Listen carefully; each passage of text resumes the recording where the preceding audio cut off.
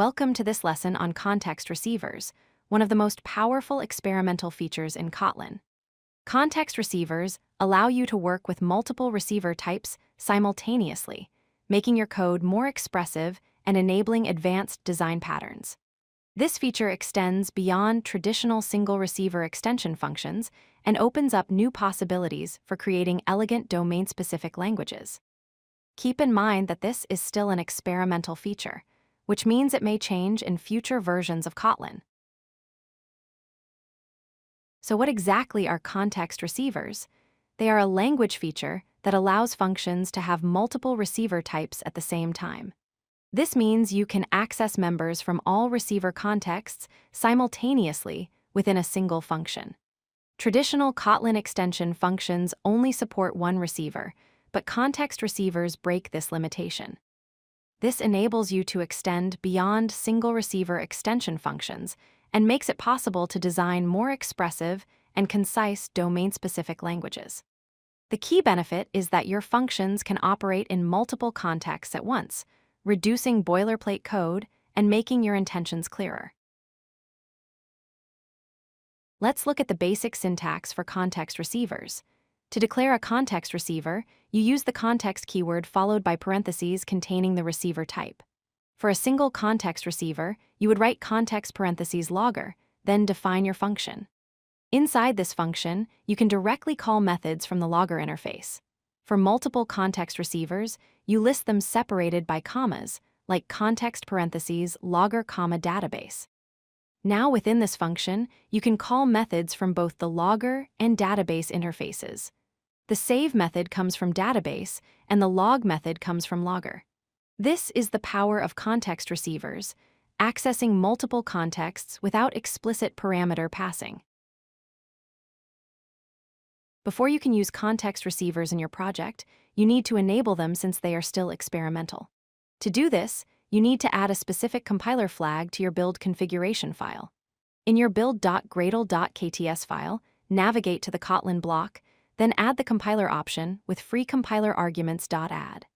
The flag you need is -xcontext-receivers.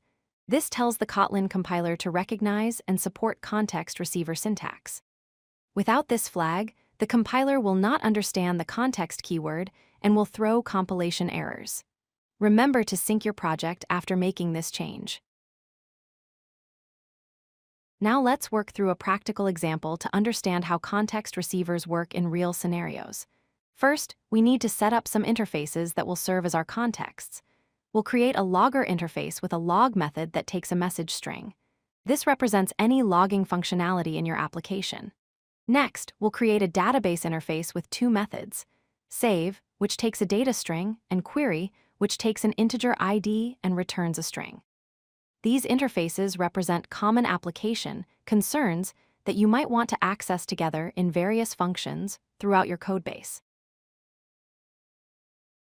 Here's where context receivers shine.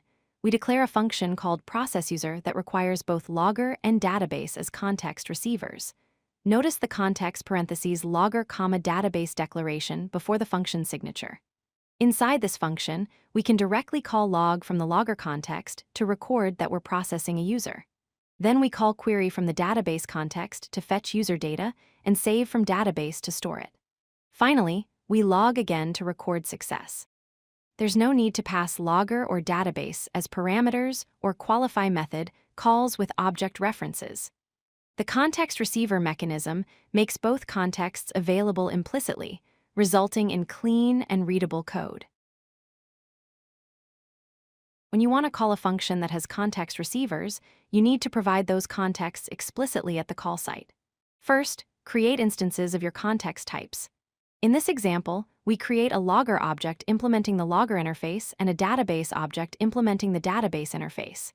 To provide these contexts, we use Kotlin's with function. We nest with statements.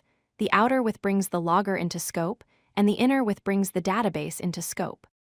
Now, with both contexts available, we can call processUser passing the user ID.